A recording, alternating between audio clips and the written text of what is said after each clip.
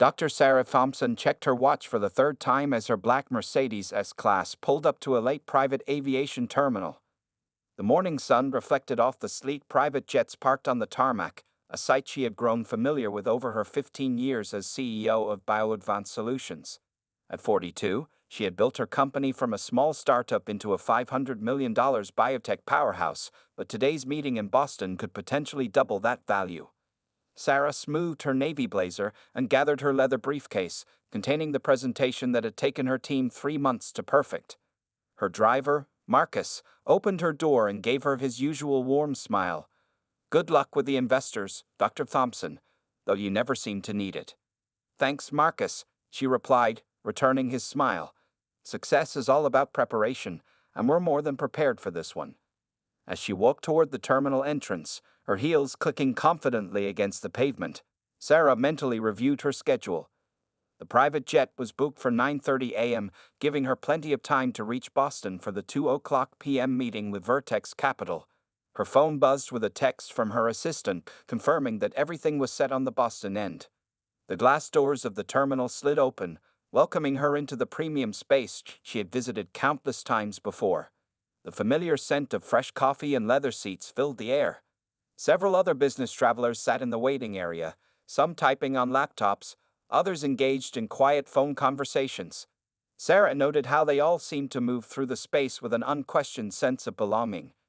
She approached the security checkpoint, pulling out her identification and flight documentation, a routine she could probably perform in her sleep. Her boarding pass showed her name clearly: Dr. Sarah Thompson, CEO, BioAdvanced Solutions, private charter #PJ789. Everything was in perfect order, just as it had been for her last 37 flights from this terminal.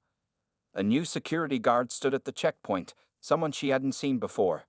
James Mitchell, according to his name tag, was a man in his 50s with graying hair and a stern expression that seemed permanently etched onto his face. As Sarah placed her briefcase on the security belt, she gave him her usual professional smile.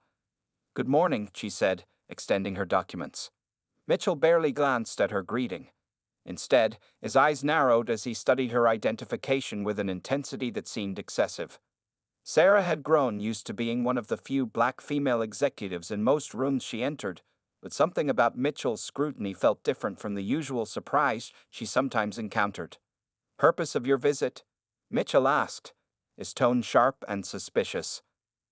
"I'm taking the 9:30 private charter to Boston," Sarah replied calmly, pointing to her booking confirmation. "I'm a regular client here." Mitchell looked from her documents to her face and back again, as if trying to spot a forgery. Behind her, a white businessman walked up to the second security line. Mitchell's colleague waved him through with barely a glance at his papers. "And how did you book this private jet?" Mitchell pressed, emphasizing private jet in a way that made Sarah's skin prickle. She maintained her professional demeanor, though she could feel her heart rate increasing slightly. "Through my company's corporate account, as I have for the past 5 years," she explained, gesturing to the corporate booking number clearly printed on her documentation. The businessman who had breezed through security now stood nearby, frowning as he observed the interaction. Sarah noticed him pull out his phone, angling it subtly in their direction. "I'm going to need additional verification," Mitchell announced, placing his hand over her documents. "These could be fake. We get people trying to sneak in all the time." Sarah checked her watch again, 9:15 a.m. The situation was now threatening to disrupt her carefully planned schedule. She had faced subtle discrimination before, but this was different. This was blatant, and it was happening in front of witnesses. Taking a deep breath, she reached into her briefcase and pulled out her company ID badge, complete with holographic security features, and her pilot program membership card for the terminal. As she did so, she also activated the voice recorder on her phone, a habit she had developed over years of business negotiations. Something told her she might need it this time. "I believe everything is in order," she said firmly, her voice steady and professional. "Perhaps you'd like to check the terminal's client database as well." Little did Mitchell know, but his actions in the next few minutes would spark a chain of events that would do more than just disrupt Sarah's morning. They would expose a systemic problem and catalyze real change in the private aviation industry. Mitchell's face hardened as he held Dr. Thompson's documents in his hands. The terminal's usual quiet atmosphere grew tense as other travelers began to notice the unfolding situation. A young woman in the waiting area stopped scrolling through her phone, her attention now fixed on the security checkpoint.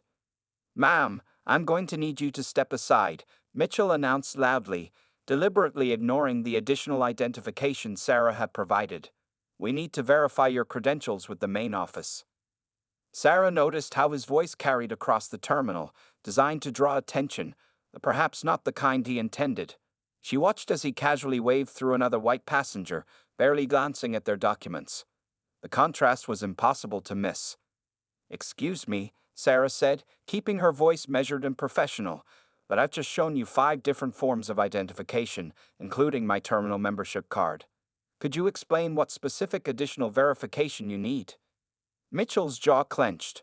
"Listen here, we have protocols. I don't know how you got these documents, but something doesn't look right to me." His emphasis on look wasn't subtle. The businessman who had been recording earlier stepped forward. "Is there a problem here?" he asked, his voice carrying authority. "I'm John Reynolds, a frequent flyer at this terminal, and I've never seen this level of scrutiny before." Mitchell's face reddened. "Sir, this is a security matter. Please step back." Sarah smoothly retrieved her phone and opened her calendar. "Mr. Mitchell, I can see your name tag. Let me be clear, I'm currently recording this interaction. In the past hour, I've observed you process 12 other passengers. None of them were subjected to this level of questioning. None were asked to step aside. Would you like to explain why I'm receiving different treatment?" A small crowd had gathered now, maintaining a respectful distance but clearly interested in the scene unfolding before them. Among them was Linda Chen, a flight coordinator Sarah had worked with many times before, who was quickly walking toward the security desk with a concerned expression. "Dr. Thompson," Linda called out, her heels clicking against the marble floor. "Is everything all right? Your pilot just called asking about the delay." Mitchell's expression flickered with uncertainty for the first time. "You know this person?" Linda looked bewildered. "Of course I do. Dr. Thompson is one of our most valued clients. She's flown with us at least twice a month for the past 5 years." The security guard's face grew redder, but he doubled down. "Well, if she's such a regular, why haven't I seen her before?" "Because you started working here just last week," Linda replied firmly. "And clearly, you haven't completed your client recognition training." Sarah maintained her composure, though her heart was racing. Years of boardroom negotiations had taught her the power of staying calm under pressure. She pulled out her phone and dialed a number. "Since we seem to be at an impasse," she said clearly, "I'm calling Mr. Davidson, the terminal's general manager. I have his direct number from our last charity gala planning meeting. Would you like to explain the situation to him, Mr. Mitchell?" The phone rang on speaker. Several of the onlookers had their phones out now, some openly recording. The young woman who had been watching earlier gave Sarah a subtle thumbs up. Mitchell's face went through several emotions: anger, confusion, and finally, the first hints of fear. He looked down at the documents in his hands again, then at the growing crowd of witnesses, and at Linda's stern expression. "There must be some mistake," he muttered, his earlier confidence evaporating. "Oh, there definitely is," Sarah replied, her voice carrying the weight of 15 years of corporate leadership. "And we're going to discuss exactly what that mistake is. But first, I have a meeting in Boston that's worth potentially hundreds of millions of dollars. So you have 2 choices, Mr. Mitchell. You can either clear me through security right now, as you should have done 15 minutes ago, or you can explain to Mr. Davidson why his terminal is about to lose one of its biggest clients, and why there's already a viral video of this interaction circulating." The terminal fell silent. Everyone waited to see what would happen next. The clock on the wall showed 9:25 a.m., and Sarah's chartered jet was waiting. But this moment was about much more than making a meeting. It was about standing up to a type of discrimination that happened every day, usually without witnesses or recourse. Mitchell's next action would determine not just the outcome of this morning, but potentially his entire career. The tension in the terminal reached a breaking point as Mitchell's radio crackled to life. Instead of backing down, he grabbed it with trembling hands. "Security backup needed at main checkpoint," he barked into the device.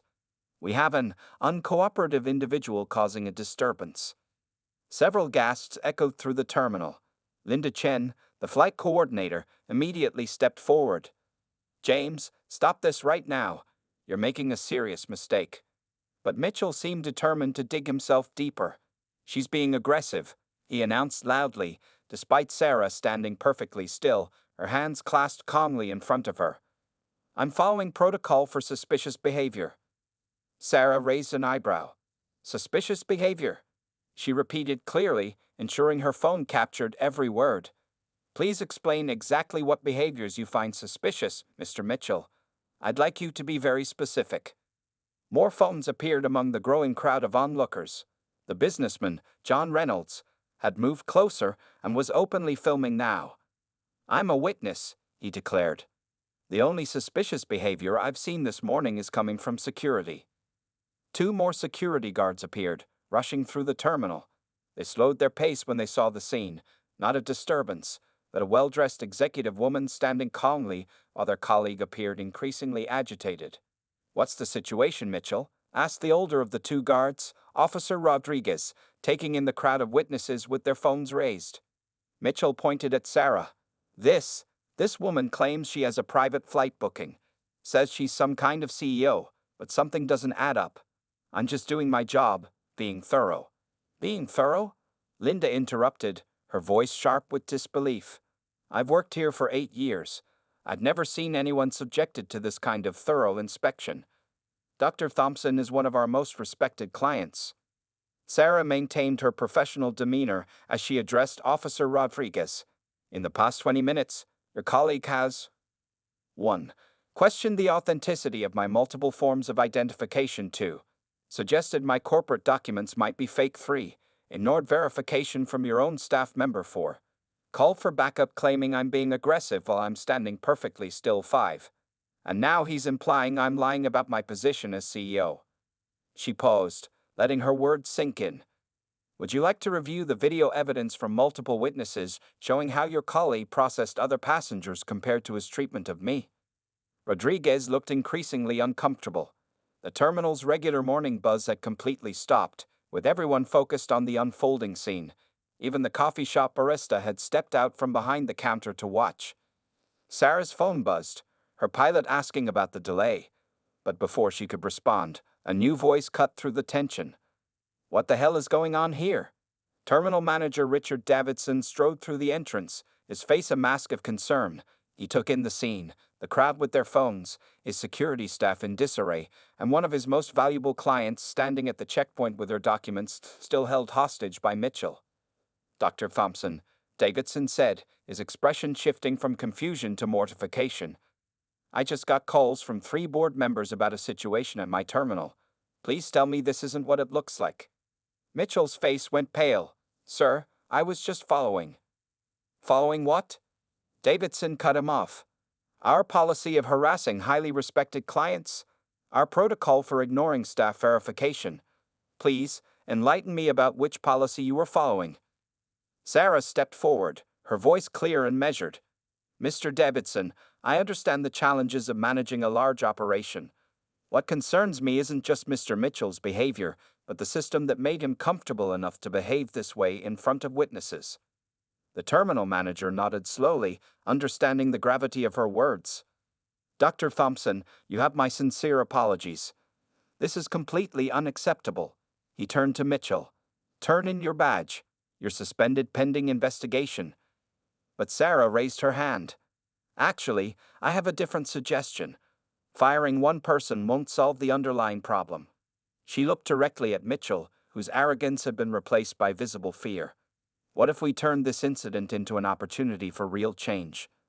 The crowd murmured, phone still recording. Sarah knew this moment could become more than just another viral video of discrimination. It could become a catalyst for systemic improvement, if handled correctly. The next few minutes would determine whether this became just another incident report, or the beginning of real institutional change. Dr. Sarah Thompson stood in Terminal Manager Davidson's office 20 minutes later, her phone and laptop open on his desk. The wall clock showed 9:45 a.m. Her Boston meeting would need to be rescheduled, but some things were more important than business deals. I want to show you something, Mr. Davidson, Sarah said, pulling up a spreadsheet she'd been quietly maintaining for the past 3 years. Every private terminal, every flight, every security interaction, times, dates, names, and detailed notes about treatment. Davidson leaned forward, his eyes widening as he scrolled through the document. Hundreds of entries filled the screen, each meticulously documented. Today's incident wasn't isolated, it was part of a pattern. "You been tracking all of this?" he asked, his voice quiet. "When you're one of the few black female CEOs in biotech, you learn to document everything," Sarah replied, her voice firm but not angry. "Notice the pattern at your terminal over the past year.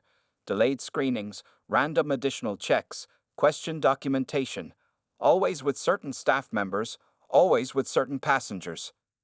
Linda Chen, who had joined them in the office, looked over Davidson's shoulder. "These dates. I remember some of these incidents, but I never realized the frequency until seeing it all together like this." Outside the office, they could see Mitchell sitting in the waiting area, still under supervision of Officer Rodriguez. The crowd had dispersed, but John Reynolds and several other witnesses had stayed behind to provide formal statements. "Here's what I propose," Sarah continued, pulling out a fresh document. "Instead of just firing Mr. Mitchell and pretending this never happened, let's use this as a case study. Real change requires more than removing one person. It requires acknowledging and addressing systemic issues." She opened her laptop, revealing a drafted plan she'd been working on long before today's incident. Project Clear Skies, Aviation Industry Bias Training and Reform Initiative. Davidson read through the outline, his expression growing more serious with each point. The proposal included comprehensive bias training programs, anonymous reporting systems, regular audit procedures, client experience tracking, monthly review boards, community engagement initiatives. "This isn't just about your terminal," Sarah explained. "I've experienced similar treatment at facilities across the country, but your terminal could be the first to implement real, meaningful change." Linda nodded enthusiastically. "We could set the standard for the entire industry." Sarah stood and walked to the window overlooking the tarmac, where her delayed jet still waited. "Mr. Mitchell's actions today were wrong, but firing him won't fix the underlying problems. Instead, let's make him part of the solution. Required training, community service, and direct involvement in implementing these new procedures." She turned back to face them. "Sometimes the best teachers are those who've learned from their mistakes." His experience could become a powerful training tool.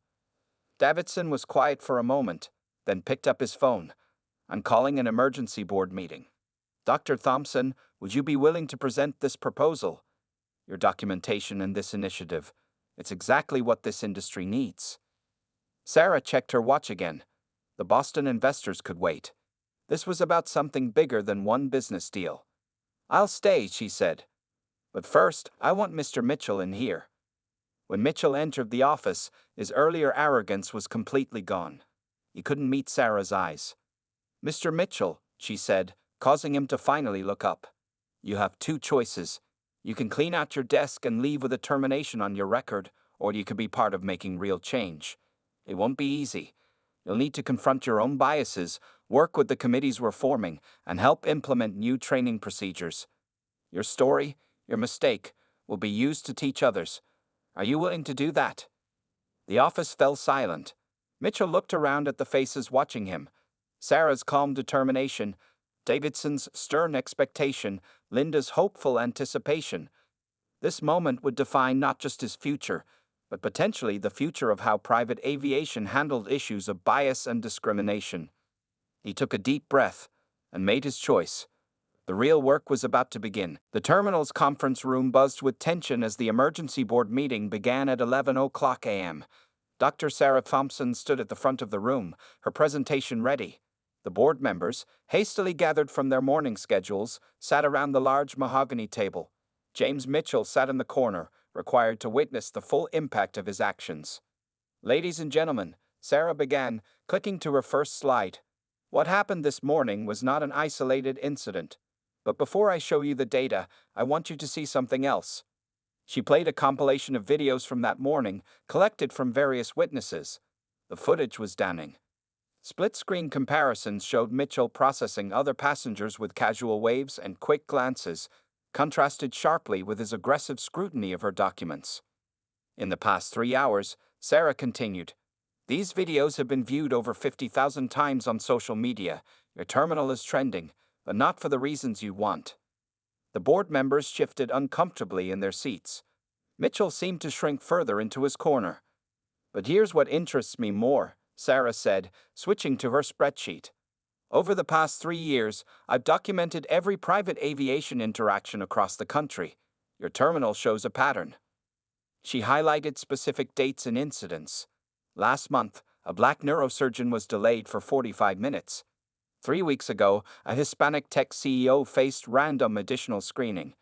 2 months ago, a Middle Eastern investment banker was questioned about his credentials. The data scrolled on, page after page. Some board members took notes. Others looked increasingly concerned. One older member removed his glasses, rubbing his eyes in distress. Now, let's look at your customer satisfaction surveys, Sarah continued. She pulled up another chart. Notice anything interesting about the ratings when broken down by demographic groups. The disparities were clear. Linda Chen, standing near the door, began distributing printed copies of the analysis. But here's the revelation, Sarah said, her voice growing stronger. Your terminal isn't unique. This is an industry-wide problem. What makes you unique is that you now have an opportunity to lead the change. She clicked to a new slide. Project Clear Skies. As she outlined her proposal, something unexpected happened. James Mitchell stood up. May I say something? He asked, his voice shaking slightly. Sarah nodded, stepping aside to give him the floor. Mitchell walked to the front, facing the board. This morning, I convinced myself I was following protocol. But watching those videos, seeing the data, I was wrong. Deeply wrong. He turned to Sarah. Dr. Thompson's proposal to use my mistake as a teaching tool. I want to help. I need to help. One of the board members, Dr. Patricia Wallace, leaned forward. Mr. Mitchell, what made you so suspicious of Dr. Thompson's credentials? Mitchell's face reddened, but he answered honestly. I had assumptions. Biases I didn't even realize I was carrying. When I saw a black woman claiming to have a private jet booking, I automatically looked for problems instead of doing my job properly. And now, Dr. Wallace pressed. Now I see how those biases affected my judgment, how they made me ignore clear evidence right in front of me. Dr. Thompson had more documentation than any other passenger, but I was determined to find a problem that didn't exist. Sarah stepped forward again. This is exactly why termination alone isn't the answer. Real change happens when people confront their biases openly and work to correct them. She clicked to her final slide, showing the proposed timeline for Project Clear Skies. Your terminal can become a model for the entire aviation industry. New training protocols, regular audits, anonymous reporting systems, and most importantly, a commitment to addressing these issues openly instead of hiding them. The board chairman, Mr. Harrison, stood up. Dr. Thompson, we'd like to take a brief recess to discuss this proposal. But before we do, he turned to Mitchell. Your willingness to be part of the solution is noted. That took courage. As the board members filed out for their discussion, Sarah checked her phone. The videos from that morning had now reached over 100,000 views. Messages poured in from other executives sharing similar experiences. This was no longer just about one incident or one terminal. It was about transforming an entire industry's approach to bias and discrimination. The question was, would the board be brave enough to lead that transformation? The next morning, Dr. Sarah Thompson sat in her home office, watching her story unfold across multiple screens. Her phone hadn't stopped buzzing since yesterday. The videos from the terminal incident had gone viral, reaching over 1 million views overnight. But this wasn't about viral fame. It was about creating real change. She opened her laptop to review the formal complaint she'd filed with the Federal Aviation Administration.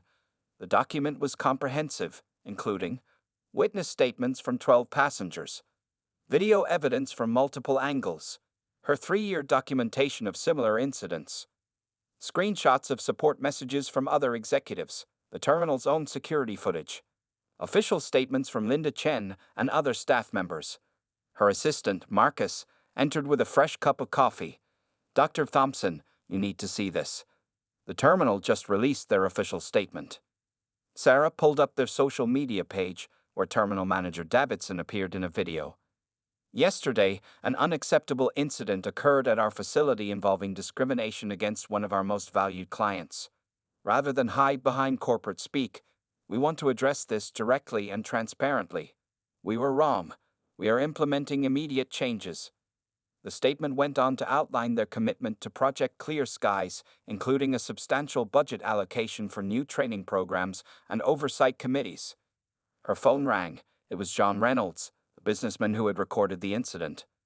"Dr. Thompson, have you seen the news? 3 other private aviation companies have reached out to me about similar incidents at their terminals. They want to know more about your documentation system." "Send them my way," Sarah replied, already opening a new document to draft guidelines for industry-wide implementation. A notification popped up on her screen, an email from James Mitchell. She hesitated before opening it. "Dr. Thompson, I spent all night thinking about yesterday. My initial reaction was shame, then denial, then anger at being exposed.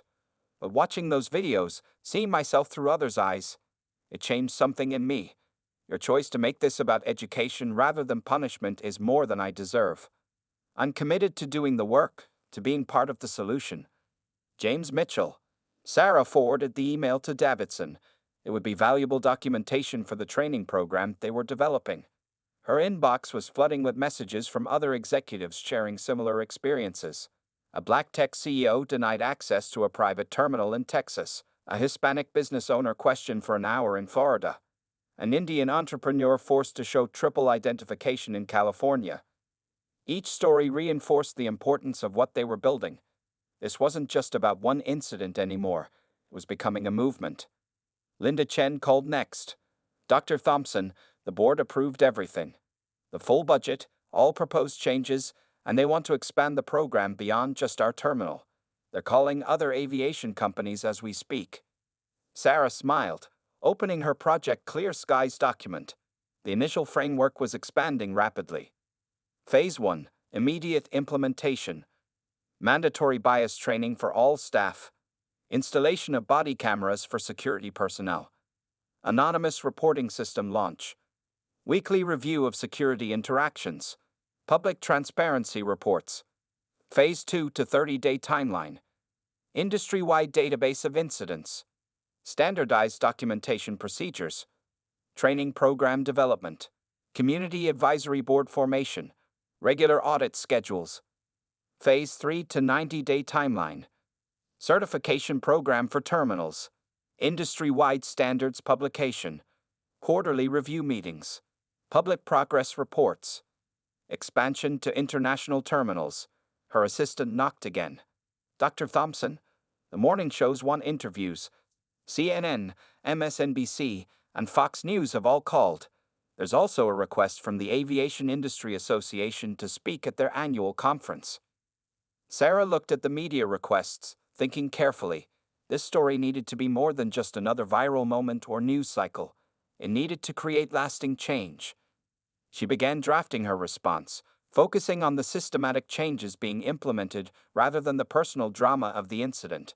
The headline shouldn't be about one woman's experience with discrimination. It should be about transforming an entire industry's approach to equality and respect. Her phone buzzed again. This time, there was a message from a young black woman studying aviation management. "Dr. Thompson, watching you stand up yesterday gave me hope. Thank you for not just walking away, thank you for making them change." That message, more than any viral video or news coverage, reminded Sarah why this work mattered. Real change happened one policy, one person, one moment at a time. 1 month after the incident, the Alight private aviation terminal looked markedly different.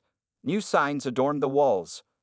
Project Clear Skies, excellence through equality. Security staff wore body cameras, and a prominent display showed the terminal's new reporting system and client rights information. Dr. Sarah Thompson stood at the same security checkpoint where everything had started, but this time she was leading a training session. James Mitchell stood beside her, now wearing a different badge that read Bias Prevention Coordinator. "Share your experience, James," Sarah encouraged, facing the group of security personnel gathered for the morning training. Mitchell stepped forward, his demeanor completely transformed from that fateful day. A month ago, I stood here and let my biases override my judgment. I saw Dr. Thompson's credentials, better documentation than most passengers carry, but I chose to see a problem instead of a person. The security staff listened intently as he continued. Today, I want to show you exactly what unconscious bias looks like in action. We'll review my mistakes, not for shame, but for learning. Sarah activated the large screen behind them, showing split-screen footage from that day. Notice the difference in processing times, she pointed out. 17 seconds for other passengers, over 4 minutes for me. This is what systemic bias looks like in real time. The terminal's transformation went beyond just training sessions. Linda Chen, now promoted to Chief of Client Experience, led them through the changes. New security protocols with clear, standardized procedures. Digital documentation system tracking all interactions. Weekly review meetings with community representatives. Anonymous feedback kiosks throughout the terminal. Real-time monitoring of processing times by demographic. Monthly public reports on progress and incidents. The most significant change was visible in the terminal's demographics. In just 1 month, there had been a 40% increase in diverse clientele feeling comfortable using the facility. Our business has actually improved, Davidson reported during the afternoon board meeting. Other terminals are asking to franchise our Clear Skies program. We become the industry standard for excellence in aviation security and equality. Sarah watched as a group of passengers moved smoothly through security.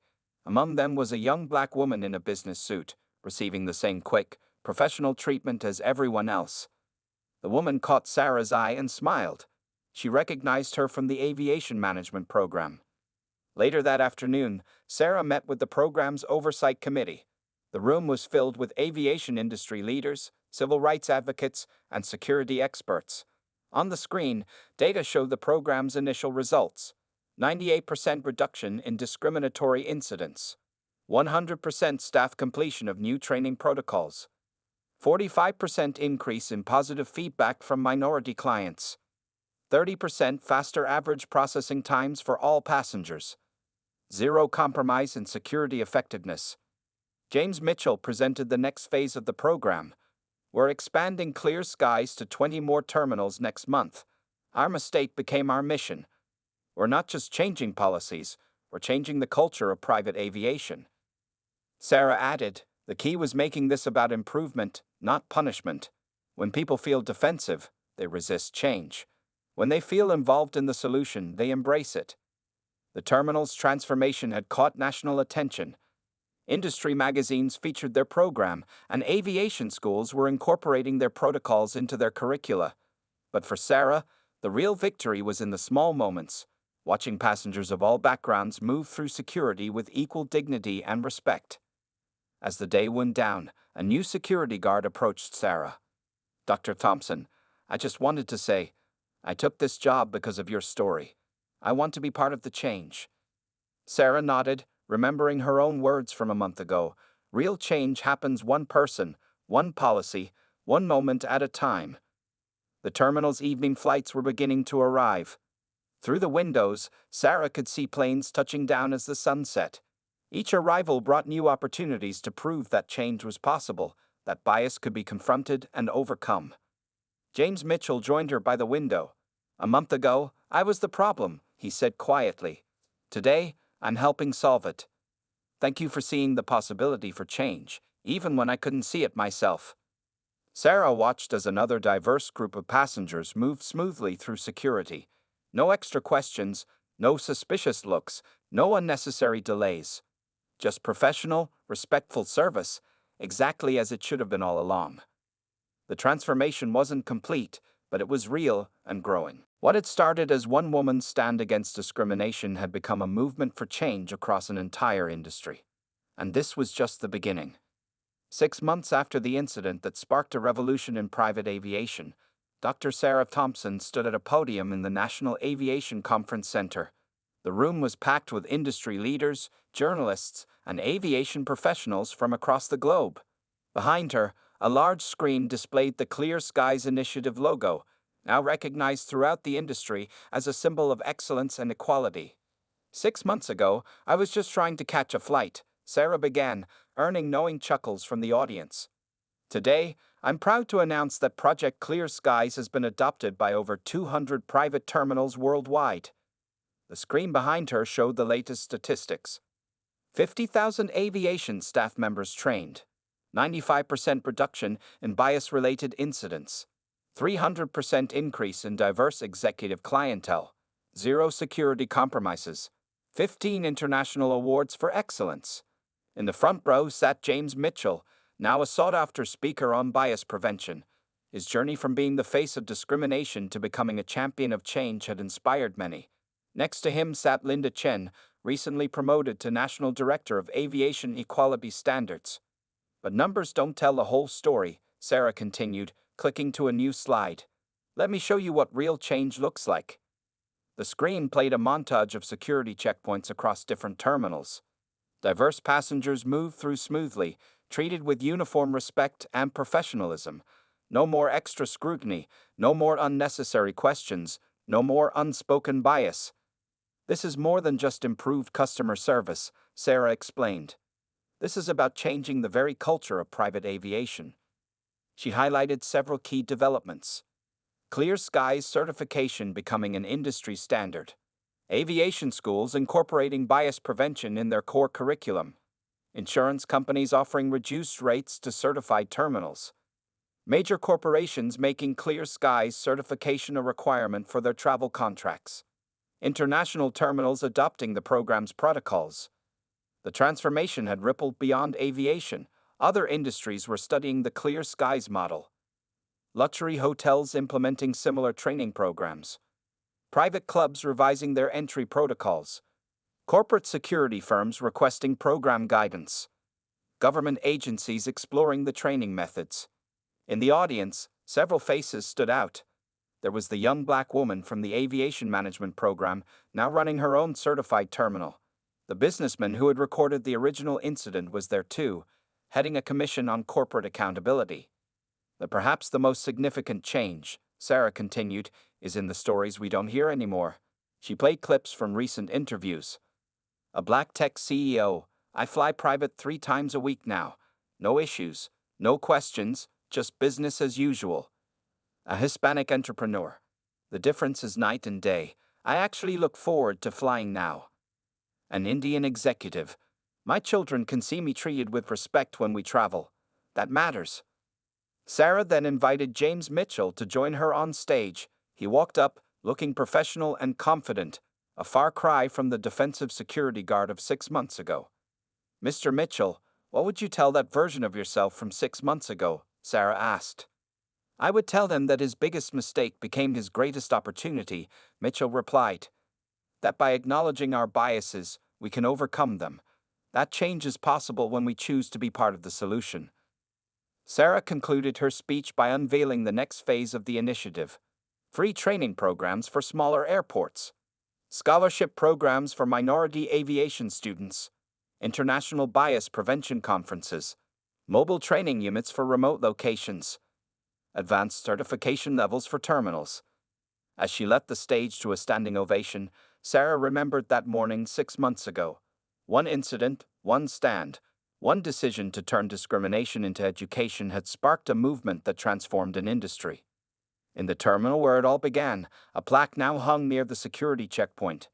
Change happens here. Below it, a quote from Dr. Sarah Thompson. Excellence knows no bias, respect knows no bounds. Change knows no limits. Outside, private jets took off and landed, carrying passengers of all backgrounds. Inside, security staff worked with professional courtesy, their body cameras recording interactions that would now show equality in action rather than bias in practice. What had started as one woman's stand against discrimination had become a blueprint for change across industries. The impact wasn't just in policies or procedures, it was in the everyday experiences of thousands of travelers who could now move through the world with the dignity they deserved. And somewhere, every day, another person chose to stand up, speak out, and be part of the change. The end was really just the beginning.